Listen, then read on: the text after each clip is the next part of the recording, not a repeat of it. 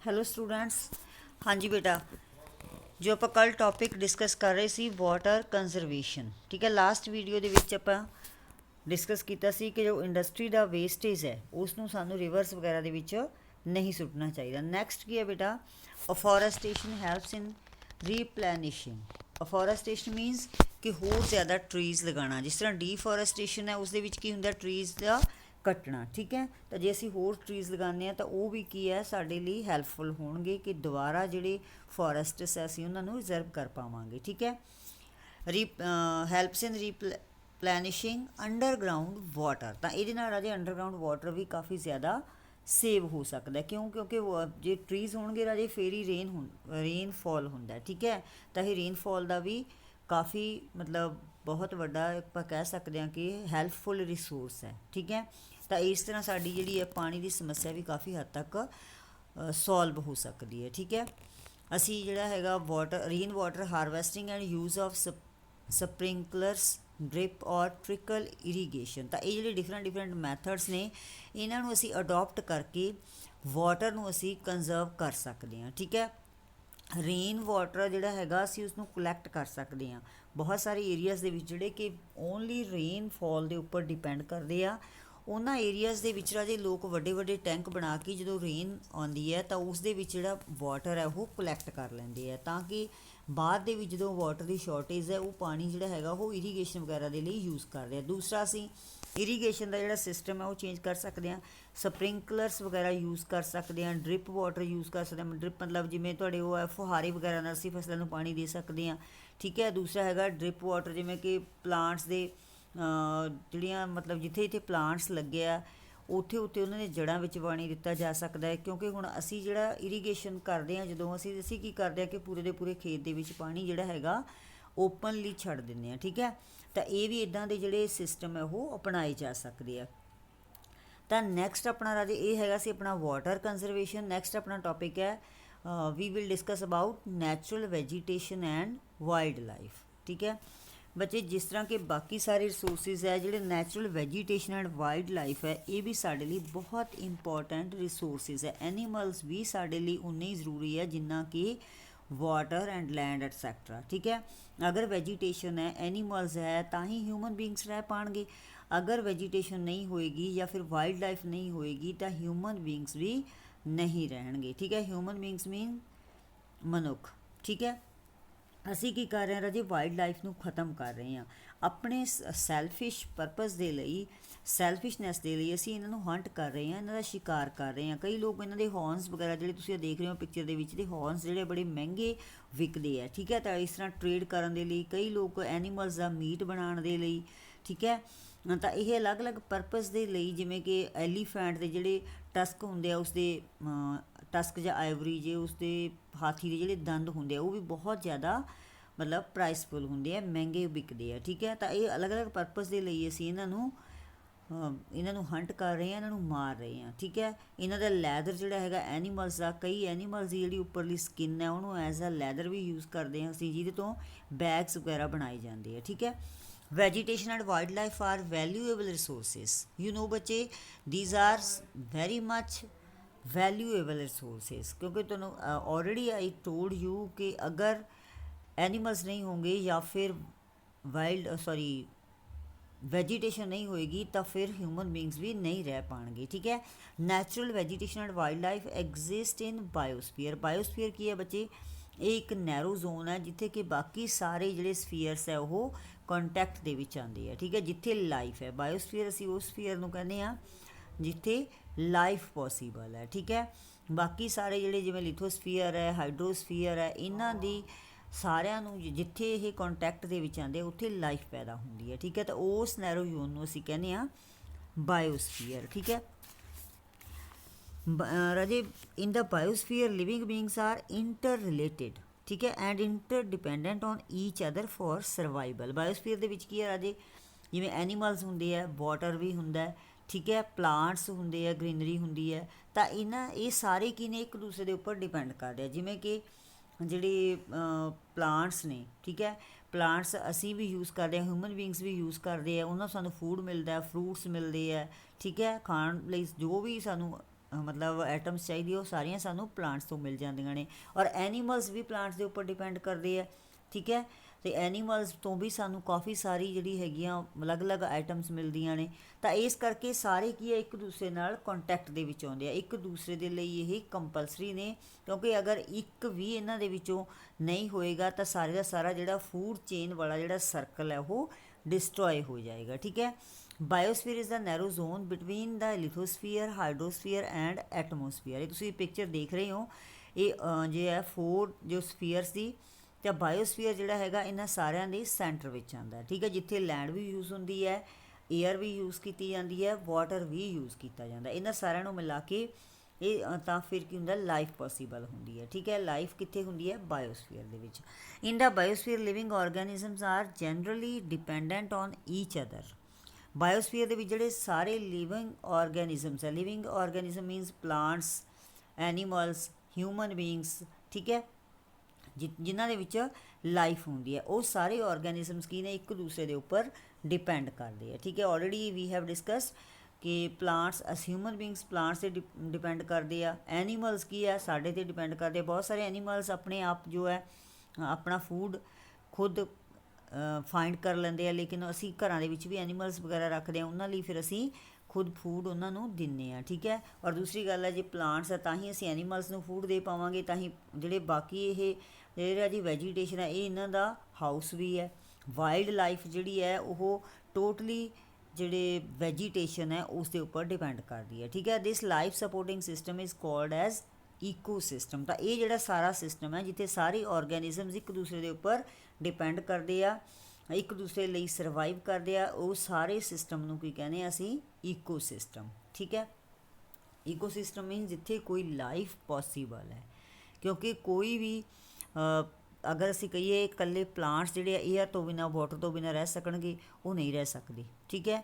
ਜੇ ਅਸੀਂ ਕਹੀਏ ਕਿ ਅਸੀਂ ਜਾਂ ਹਿਊਮਨ ਬੀਇੰਗਸ ਜਿਹੜੇ ਆ ਵਾਟਰ ਤੋਂ ਬਿਨਾਂ ਜਾਂ ਐਨੀਮਲਸ ਤੋਂ ਬਿਨਾਂ ਜਾਂ ਪਲਾਂਟਸ ਤੋਂ ਬਿਨਾਂ ਰਹਿ ਪਾਉਣਗੇ, ਬਿਲਕੁਲ ਨਹੀਂ। ਤਾਂ ਸਾਰੇ ਕੀ ਨੇ, ਇੱਕ ਦੂਸਰੇ ਦੇ ਉੱਪਰ ਡਿਪੈਂਡ ਕਰਦੇ ਆ, ਠੀਕ ਹੈ।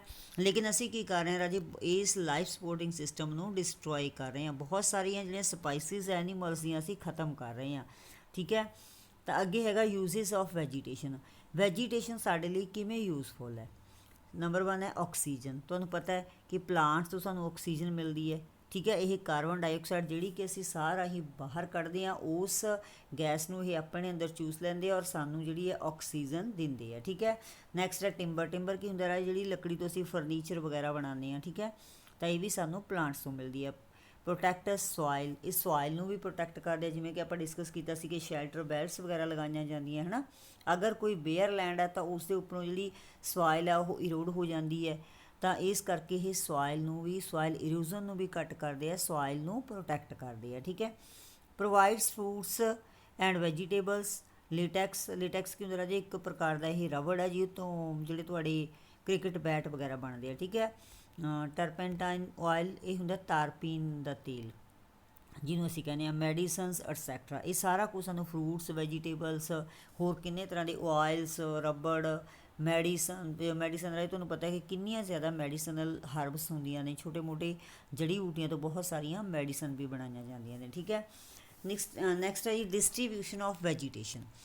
ਵੈਜੀਟੇਸ਼ਨ ਦੀ ਡਿਸਟਰੀਬਿਊਸ਼ਨ ਕਿਸ ਤਰ੍ਹਾਂ ਦੀ ਹੈ। Temperature and moisture affect growth of vegetation. ਰਾਜੇ ਜਿਸ ਤਰ੍ਹਾਂ ਦਾ ਕਿਸੇ ਵੀ ਏਰੀਆ ਦਾ ਜੋ ਟੈਂਪਰੇਚਰ ਕਿੰਨਾ ਹਾਈ ਹੈ, ਕਿੰਨਾ ਲੋ ਹੈ, ਠੀਕ ਹੈ, ਮਤਲਬ ਕਿੰਨੀ ਡਿਗਰੀ ਦਾ ਟੈਂਪਰੇਚਰ ਹੈ, ਕਿੰਨੀ ਉੱਥੇ ਮੋਇਸਚਰ ਹੈ, ਇਹ ਸਾਰੀਆਂ ਚੀਜ਼ਾਂ ਵੈਜੀਟੇਸ਼ਨ ਦੀ ਗਰੋਥ ਨੂੰ ਬਹੁਤ ਜ਼ਿਆਦਾ ਇਫੈਕਟ ਕਰਦੀਆਂ। ਜਿਵੇਂ ਉੱਪਰ ਵਾਲੀ ਪਿਕਚਰ ਦੇ ਵਿੱਚ ਤੁਸੀਂ ਦੇਖ ਰਹੇ ਹੋ, ਇੱਥੇ ਕੀ ਹੈ, ਰੇਨਫਾਲ ਬਹੁਤ ਜ਼ਿਆਦਾ ਹੋ ਰਿਹਾ। ਇਹੋ ਜਿਹਾ ਏਰੀਆ ਜਿੱਥੇ ਟੈਂਪਰੇਚਰ ਜ਼ਿਆਦਾ ਹੋਏਗਾ ਤਾਂ ਉੱਥੇ ਰੇਨਫਾਲ ਵੀ ਜ਼ਿਆਦਾ ਹੁੰਦਾ, ਤਾਂ ਇਸ ਕਰਕੇ ਜਿਹੜੀ ਪਲਾਂਟਸ ਦੀ ਗਰੋਥ ਹੈ ਉਹ ਵੀ ਬਹੁਤ ਜ਼ਿਆਦਾ ਹੁੰਦੀ ਹੈ, ਠੀਕ ਹੈ। Heavy rainfall areas, huge trees and forests. ਜਿੱਥੇ ਹੈਵੀ ਰੇਨਫਾਲ ਹੈ, ਜ਼ਿਆਦਾ ਬਾਰਿਸ਼ ਹੁੰਦੀ ਹੈ, ਉੱਥੇ ਜਿਹੜੇ ਟਰੀਜ਼ ਨੇ, ਵੱਡੇ ਵੱਡੇ ਟਰੀਜ਼, ਫੋਰੈਸਟ ਵਗੈਰਾ, ਜੰਗਲ, ਸੰਘਣੇ ਜੰਗਲ ਸਾਨੂੰ ਉੱਥੇ ਦੇਖਣ ਨੂੰ ਮਿਲਦੇ ਆ। ਨੈਕਸਟ ਹੈ ਮੋਡਰੇਟ ਰੇਨਫਾਲ ਏਰੀਆਜ਼, ਗ੍ਰਾਸਲੈਂਡ।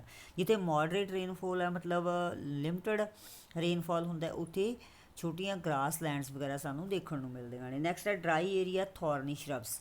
ਆ ਸੈਂਟਰ ਵਾਲੀ ਪਿਕਚਰ ਤੁਸੀਂ ਦੇਖ ਰਹੇ ਹੋ, ਜਿੱਥੇ ਡਰਾਈ ਏਰੀਆ ਰੇਨਫਾਲ ਬਿਲਕੁਲ ਨਹੀਂ ਹੈ, ਓਨਲੀ ਸਨ ਦਿਖਾਇਆ ਗਿਆ। ਉੱਥੇ ਕੀ ਹੁੰਦੇ ਆ ਰਾਜੇ, ਥੋਰਨੀ ਕੰਡਿਆਲੀਆਂ ਝਾੜੀਆਂ ਹੁੰਦੀਆਂ ਨੇ। ਥੋਰਨੀ ਮੀਨਸ ਕੰਡਿਆਲੀਆਂ, ਸ਼ਰਬਸ ਮੀਨਸ ਝਾੜੀਆਂ, ਠੀਕ ਹੈ। ਹੋਰ ਕੋਈ ਪਲਾਂਟ ਤੁਸੀਂ ਦੇਖ ਰਹੇ ਹੋ ਪਿਕਚਰ ਦੇ ਵਿੱਚ ਬਿਲਕੁਲ ਨਹੀਂ ਦਿਖ ਰਿਹਾ, ਤਾਂ ਇਹੋ ਜਿਹੇ ਏਰੀਆ ਦੇ ਵਿੱਚ, ਡਰਾਈ ਏਰੀਆ ਦੇ ਵਿੱਚ ਥੋਰਨੀ ਬੁਸ਼ਿਸ ਜਾਂ ਥੋਰਨੀ ਸ਼ਰਬਸ ਹੀ ਹੁੰਦੀਆਂ ਨੇ, ਠੀਕ ਹੈ। ਜਿਹੜਾ ਟ੍ਰੋਪੀਕਲ ਜ਼ੋਨ ਹੈ ਰਾਜੇ, ਇੰਡੀਆ ਦਾ ਵੀ ਟ੍ਰੋਪੀਕਲ ਜ਼ੋਨ ਹੈ। ਟ੍ਰੋਪੀਕਲ ਔਰ ਸਬ ਟ੍ਰੋਪੀਕਲ ਜਿਹੜੇ ਵੀ ਰੀਜ਼ਨ ਨੇ, ਉੱਥੇ ਜ਼ਿਆਦਾਤਰ ਜਿਹੜੀ ਵੈਜੀਟੇਸ਼ਨ ਹੈ ਉਹ ਵੱਡੇ ਵੱਡੇ ਟਰੀਜ਼ ਵਗੈਰਾ ਪਾਏ ਜਾਂਦੇ ਆ, ਠੀਕ ਹੈ। ਟ੍ਰੋਪੀਕਲ ਜ਼ੋਨ ਏਰੀਆ ਕਿਹੜਾ ਹੁੰਦਾ ਹੈ, tropic and of cancer and tropic of Capricorn. ਤੁਸੀਂ ਪਿਛਲੀ ਕਲਾਸ ਵਿੱਚ ਵੀ ਪੜ੍ਹ ਚੁੱਕੇ ਹੋ। ਇਹ ਜੋ ਦੋ ਜ਼ੋਨ ਹੈ, ਇਸ ਦੇ ਵਿਚਕਾਰ ਵਾਲਾ ਜਿਹੜਾ ਏਰੀਆ ਉਸਨੂੰ ਟ੍ਰੋਪੀਕਲ ਏਰੀਆ ਦਾ ਨਾਮ ਦਿੱਤਾ ਜਾਂਦਾ, ਠੀਕ ਹੈ। ਇੰਡੀਆ ਵੀ ਟ੍ਰੋਪੀਕਲ ਏਰੀਆ ਦੇ ਵਿੱਚ ਆਉਂਦਾ ਹੈ, ਤਾਂ ਉੱਥੇ ਜਿਹੜੀ ਹੈਗੀ ਆ ਰੇਨਫਾਲ ਕਾਫੀ ਹੁੰਦੀ ਹੈ, ਔਰ ਜਿਹੜੇ ਮਤਲਬ ਟਰੀਜ਼ ਨੇ ਜਾਂ ਵੈਜੀਟੇਸ਼ਨ ਹੈ ਉਹ ਵੱਡੇ ਵੱਡੇ ਟਰੀ ਵਗੈਰਾ ਸਾਨੂੰ ਦੇਖਣ ਨੂੰ ਮਿਲਦੇ ਆ, ਠੀਕ ਹੈ। ਕਿਉਂਕਿ ਇਹ ਸਭ ਤੋਂ ਵੱਡਾ ਮੇਨ ਰੀਜ਼ਨ ਹੈ ਟੈਂਪਰੇਚਰ ਐਂਡ ਮੋਇਸਚਰ, ਠੀਕ ਹੈ। ਜਿੱਥੇ ਟੈਂਪਰੇਚਰ ਹਾਈ ਹੈ, ਮੋਇਸਚਰ ਜ਼ਿਆਦਾ ਹੈ, ਉੱਥੇ ਹੀ ਵੈਜੀਟੇਸ਼ਨ ਜਿਹੜੀ ਹੈ ਸੰਘਣੀ ਹੋਏਗੀ ਔਰ ਟਰੀਜ਼ ਜਿਹੜੇ ਆ ਬਹੁਤ ਵੱਡੇ ਹੋਣਗੇ, ਠੀਕ ਹੈ। ਤਾਂ ਇਸ ਕਰਕੇ ਇਹ ਜਿਹੜਾ ਇਹਨਾਂ ਦਾ ਡਿਸਟਰੀਬਿਊਸ਼ਨ ਹੈ, ਇਹ ਸਾਰੇ ਫੈਕਟਰਸ ਦਾ ਕਰਕੇ ਡਿਫਰੈਂਟ ਟਾਈਪ ਦਾ ਦੇਖਣ ਨੂੰ ਮਿਲਦਾ ਹੈ।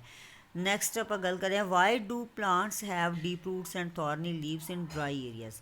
ਡਰਾਈ ਏਰੀਆਜ਼ ਦੇ ਵਿੱਚ ਰਾਜੇ ਜਿਹੜੇ ਪਲਾਂਟਸ ਹੈ ਉਹਨਾਂ ਦੀਆਂ ਰੂਟਸ ਬੜੀਆਂ ਡੀਪ ਹੁੰਦੀਆਂ, ਔਰ ਉਹਨਾਂ ਦੇ ਜਿਹੜੇ ਲੀਵਸ ਨੇ ਉਹ ਥੋਰਨੀ ਕੰਡੇ ਜਿਹੇ ਹੁੰਦੇ ਨੇ, ਮਤਲਬ ਤਿੱਖੇ ਤਿੱਖੇ ਪੱਤੇ ਉਹਨਾਂ ਦੇ ਹੁੰਦੇ ਨੇ, ਠੀਕ ਹੈ। ਇਸ ਦਾ ਰੀਜ਼ਨ ਕੀ ਹੈ, to reduce loss of moisture through ਟਰਾਂਸਪੀਰੇਸ਼ਨ।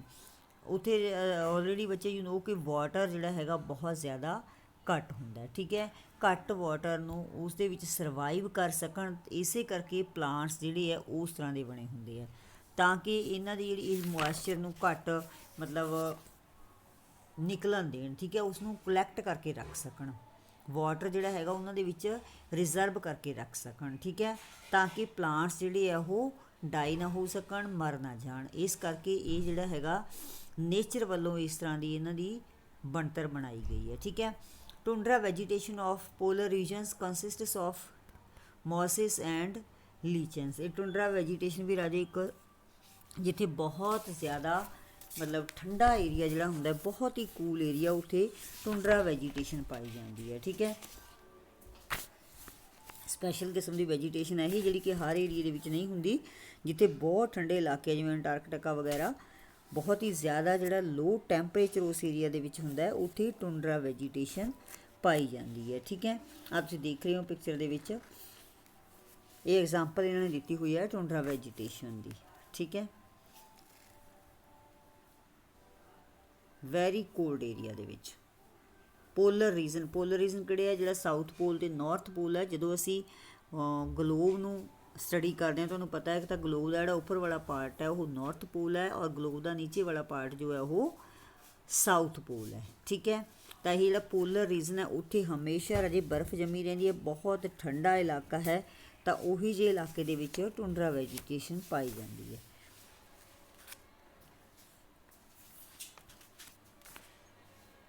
ਹਾਂਜੀ, ਨੈਕਸਟ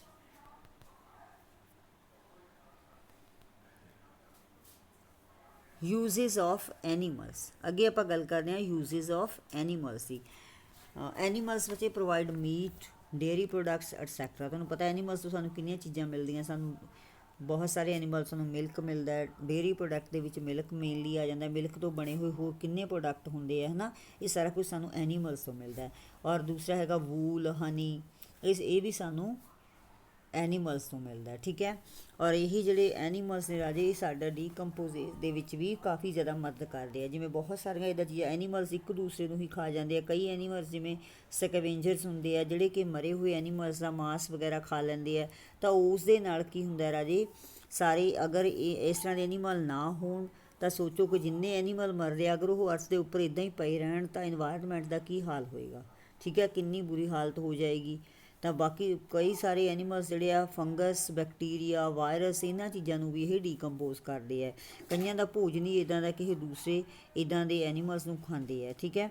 ਤਾਂ ਇਸ ਕਰਕੇ ਕਈ ਡੈੱਡ ਬੋਡੀਜ਼ ਨੂੰ ਖਾਂਦੇ ਆ, ਕਈ ਫਲੈਸ਼ ਖਾਂਦੇ ਆ, ਮਤਲਬ ਤਾਜ਼ਾ ਮਾਸ ਖਾਂਦੇ ਆ ਐਨੀਮਲਸ ਦਾ, ਇੱਕ ਦੂਸਰੇ ਨੂੰ ਖਾਂਦੇ ਆ। ਇਹ ਮਤਲਬ ਇੱਕ ਫੂਡ ਚੇਨ ਨੇਚਰ ਵੱਲੋਂ ਬਣਾਈ ਗਈ ਹੈ ਤਾਂ ਕਿ ਇਹਨਾਂ ਦਾ ਜਿਹੜਾ ਬੈਲੈਂਸ ਉਹ ਬਣਿਆ ਰਹੇ। ਠੀਕ ਹੈ।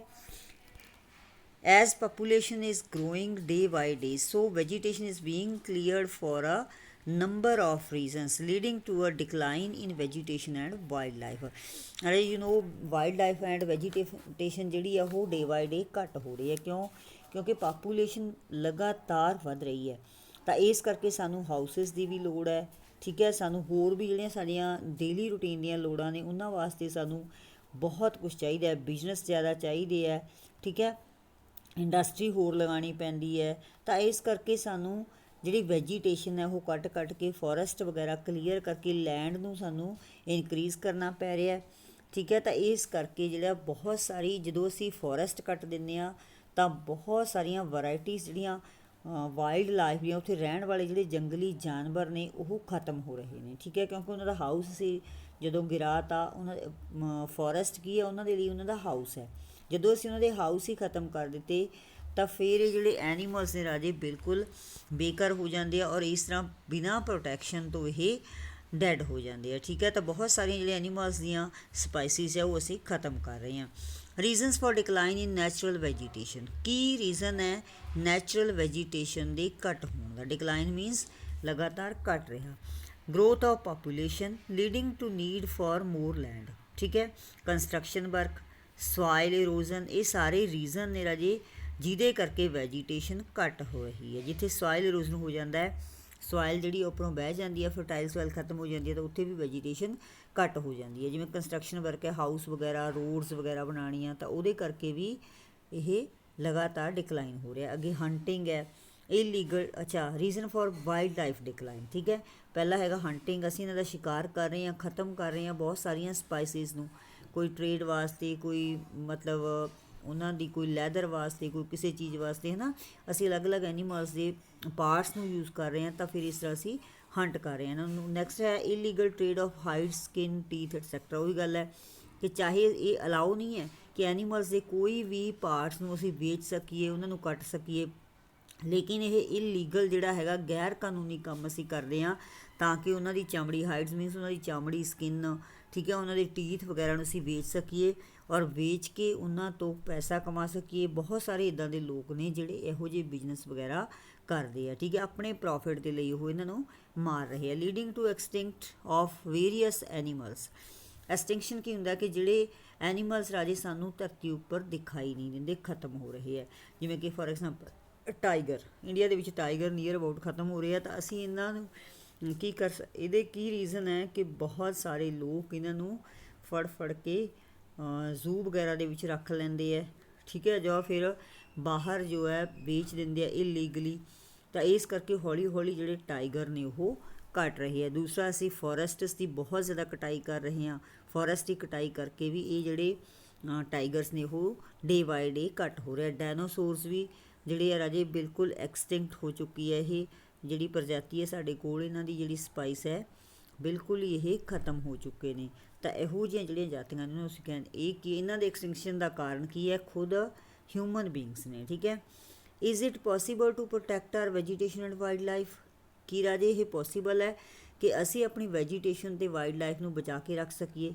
ਬਿਲਕੁਲ ਪੋਸੀਬਲ ਹੈ। ਇਹ ਅਸੀਂ ਸਾਰੇ ਜਾਣਦੇ ਹਾਂ। ਕਿਸ ਤਰ੍ਹਾਂ ਪੋਸੀਬਲ ਹੈ? ਇਹ ਕੁਛ ਮਤਲਬ ਇੱਦਾਂ ਦੇ ਵੇ ਹੈ ਜਿਨ੍ਹਾਂ ਨੂੰ ਅਸੀਂ ਅਡੋਪਟ ਕਰਕੇ ਵੈਜੀਟੇਸ਼ਨ ਨੂੰ ਕੰਜ਼ਰਵ ਕਰ ਸਕਦੇ ਹਾਂ। ਠੀਕ ਹੈ। ਅਫੋਰੈਸਟੇਸ਼ਨ ਮੀਨਸ ਜ਼ਿਆਦਾ ਤੋਂ ਜ਼ਿਆਦਾ ਟਰੀ ਲਗਾ ਕੇ। ਠੀਕ ਹੈ। ਪ੍ਰੀਵੈਂਟਿੰਗ ਸੋਇਲ ਇਰੋਜ਼ਨ, ਸੋਇਲ ਇਰੋਜ਼ਨ ਨੂੰ ਅਸੀਂ ਅਗਰ ਪ੍ਰੀਵੈਂਟ ਕਰਦੇ ਹਾਂ, ਉਸ ਨੂੰ ਰੋਕਣ ਵਾਸਤੇ ਕੁਛ ਨਾ ਕੁਛ ਯਤਨ ਕਰ ਰਹੇ ਹਾਂ, ਕੋਈ ਸ਼ੈਲਟਰ ਵੈਲਟ ਬਣਾ ਰਹੇ ਹਾਂ, ਕੋਈ ਕੰਟੂਰ ਪਲੋਇੰਗ ਕਰ ਰਹੇ ਹਾਂ। ਪਿੱਛੇ ਆਪਾਂ ਉਹ ਸਾਰੇ ਡਿਸਕਸ ਕੀਤੇ ਸੀ ਨਾ, ਸਾਰੇ ਦੇ ਸਾਰੇ ਜਿਹੜੇ ਡਿਫਰੈਂਟ ਮੈਥਡਸ ਨੇ। ਠੀਕ ਹੈ। ਜਿਵੇਂ ਮਲਚਿੰਗ ਵਗੈਰਾ, ਤਾਂ ਇਹਨਾਂ ਸਾਰੀਆਂ ਚੀਜ਼ਾਂ ਦੇ ਨਾਲ ਅਸੀਂ ਸੋਇਲ ਇਰੋਜ਼ਨ ਨੂੰ ਘੱਟ ਕਰ ਸਕਦੇ ਹਾਂ। ਠੀਕ ਹੈ। ਕੰਟੂਰ ਪਲੋਇੰਗ ਹੈ, ਮਲਚਿੰਗ ਹੈ, ਔਰ ਨੈਕਸਟ ਹੈਗਾ ਤੁਹਾਡਾ ਸ਼ੈਲਟਰ ਵੈਲਸ ਬਣਾ ਸਕਦੇ ਹਾਂ, ਜਿਵੇਂ ਕਿ ਟਰੀਜ਼ ਵਗੈਰਾ ਲਗਾਉਣੇ, ਹੈ ਨਾ, ਲਗਾਤਾਰ ਲਾਈਨਾਂ ਦੇ ਵਿੱਚ ਖੇਤ ਦੇ ਆਸ-ਪਾਸ। ਤਾਂ ਇਹਦੇ ਨਾਲ ਵੀ ਜਿਹੜੀ ਸੋਇਲ ਇਰੋਜ਼ਨ ਘੱਟ ਹੋ ਜਾਂਦੀ ਹੈ। ਠੀਕ ਹੈ। ਇਸ ਨਾਲ ਬਹੁਤ ਸਾਰੇ ਮੈਥਡਸ ਆਪਾਂ ਆਲਰੇਡੀ ਡਿਸਕਸ ਕਰ ਚੁੱਕੇ ਹਾਂ। ਪ੍ਰੀਵੈਂਟਿੰਗ ਓਵਰਗ੍ਰੇਜ਼ਿੰਗ, ਓਵਰਗ੍ਰੇਜ਼ਿੰਗ ਨੂੰ ਅਸੀਂ ਘੱਟ ਕਰ ਸਕਦੇ ਹਾਂ। ਠੀਕ ਹੈ। ਬੈਨ ਔਨ ਹੰਟਿੰਗ, ਹੰਟਿੰਗ ਦੇ ਉੱਤੇ, ਸ਼ਿਕਾਰ ਦੇ ਉੱਪਰ ਅਸੀਂ ਬੈਨ ਲਗਾ ਸਕਦੇ ਹਾਂ। ਜਿਵੇਂ ਕਿ ਸਾਡੀ ਗੌਰਮੈਂਟ ਨੇ ਪਹਿਲਾਂ ਵੀ ਕਈ ਸਾਰੇ ਐਨੀਮਲਸ ਦੇ ਮਤਲਬ ਹੰਟਿੰਗ ਕਰਨ ਦੇ ਉੱਪਰ ਪਹਿਲਾਂ ਹੀ ਬੈਨ ਲਗਾਇਆ ਹੋਇਆ, ਠੀਕ ਹੈ, ਤਾਂ ਕਿ ਅਸੀਂ ਇਹਨਾਂ ਐਨੀਮਲਸ ਦਾ ਹੋਰ ਜ਼ਿਆਦਾ ਸ਼ਿਕਾਰ ਨਾ ਕਰੀਏ। ਤਾਂ ਪੂਰੀ ਤਰ੍ਹਾਂ ਇਹ ਬੈਨ ਹੋਣੇ ਚਾਹੀਦੇ ਤਾਂ ਕਿ ਇਹਨਾਂ ਨੂੰ ਬਚਾ ਕੇ ਰੱਖਿਆ ਜਾ ਸਕੇ। Creating national parks, wild life sanctuaries, protected areas, ਮਤਲਬ ਇਹੋ ਜਿਹੇ ਅਸੀਂ ਏਰੀਆਜ਼ ਬਣਾ ਸਕਦੇ ਹਾਂ। ਵਾਈਲਡ ਲਾਈਫ ਸੈਂਚੁਰੀਜ਼ ਕੀ ਹੁੰਦੀਆਂ ਰਾਜੇ? ਇਹੋ ਜਿਹੇ ਪਾਰਕ ਜਿਹੜੇ ਉਹਨਾਂ ਨੂੰ ਨੈਚੁਰਲ ਫੋਰੈਸਟ ਦੀ ਤਰ੍ਹਾਂ ਉਹਨਾਂ ਲਈ ਰਹਿਣ ਦੀ ਜਗ੍ਹਾ ਪ੍ਰੋਵਾਈਡ ਕਰਨ, ਠੀਕ ਹੈ। ਇਹੋ ਜਿਹੇ ਨੈਸ਼ਨਲ ਪਾਰਕ ਜਿੱਥੇ ਉਹਨਾਂ ਨੂੰ ਪ੍ਰੋਟੈਕਟ ਕੀਤਾ ਜਾ ਸਕੇ, ਕੋਈ ਉਹਨਾਂ ਦਾ ਉੱਥੇ ਸ਼ਿਕਾਰ ਨਾ ਕਰ ਸਕੇ। ਉੱਥੇ ਹਰੇਕ ਬਾਹਰੋਂ ਜਾਣ ਵਾਲੇ ਕਿਸੇ ਵੀ ਪਰਸਨ ਦਾ ਅੰਦਰ ਜਾਣਾ ਬੈਨ ਹੁੰਦਾ, ਕੋਈ ਉੱਥੇ ਜਾ ਨਹੀਂ ਸਕਦਾ, ਕੋਈ ਹੰਟ ਨਹੀਂ ਕਰ ਸਕਦਾ। ਇਹੋ ਜਿਹੇ ਕੁਛ ਸਪੈਸ਼ਲ ਏਰੀਆਜ਼, ਕੁਛ ਪਾਰਕਸ ਅਸੀਂ ਬਣਾ ਸਕਦੇ ਹਾਂ। ਆਲਰੇਡੀ ਹੈਗੇ ਆ ਸਾਡੇ ਬਣੇ ਹੋਏ ਆ ਬਹੁਤ ਸਾਰੇ, ਜਿਵੇਂ ਕਿ ਕਾन्हा ਨੈਸ਼ਨਲ ਪਾਰਕ ਹੈ, ਕਾਜ਼ੀਰੰਗਾ ਨੈਸ਼ਨਲ ਪਾਰਕ ਹੈ, ਠੀਕ ਹੈ। ਇਸ ਤਰ੍ਹਾਂ ਹੋਰ ਵੀ ਬਹੁਤ ਸਾਰੇ ਨੈਸ਼ਨਲ ਪਾਰਕ ਨੇ, ਬਹੁਤ ਸਾਰੀਆਂ ਵਾਈਲਡ ਲਾਈਫ ਸੈਂਚੁਰੀਜ਼ ਜਿਹੜੀਆਂ ਗੌਰਮੈਂਟ ਵੱਲੋਂ ਬਣਾਈਆਂ ਗਈਆਂ ਤਾਂ ਕਿ ਇਹਨਾਂ ਐਨੀਮਲਸ ਨੂੰ ਅਸੀਂ ਸੰਭਾਲ ਕੇ ਰੱਖ ਸਕੀਏ। ਜਿਹੜੀਆਂ ਐਨੀਮਲਸ ਦੀਆਂ ਜੋ ਵੀ ਜਾਤੀਆਂ ਖਤਮ ਹੋ ਰਹੀਆਂ ਨੇ, ਸਪੈਸ਼ਲੀ ਉਹਨਾਂ ਉੱਪਰ ਅਸੀਂ ਹੋਰ ਜ਼ਿਆਦਾ ਧਿਆਨ ਦੇ ਸਕੀਏ ਤਾਂ ਕਿ ਅੱਗੇ ਸਾਨੂੰ ਕੋਈ ਪ੍ਰੋਬਲਮ ਨਾ ਆਵੇ, ਠੀਕ ਹੈ। ਇਹਨਾਂ ਨੂੰ ਸੇਫ ਬਣਾਉਣ ਵਾਸਤੇ ਇਹ ਬਹੁਤ ਹੀ ਅੱਛਾ ਵੇ ਹੈ ਕਿ ਇਹਨਾਂ ਨੂੰ ਇੱਦਾਂ ਦੀ ਜਿਹੜੀ ਹੈ ਸ਼ੈਲਟਰ ਪ੍ਰੋਵਾਈਡ ਕੀਤੀ ਜਾ ਸਕੇ, ਠੀਕ ਹੈ।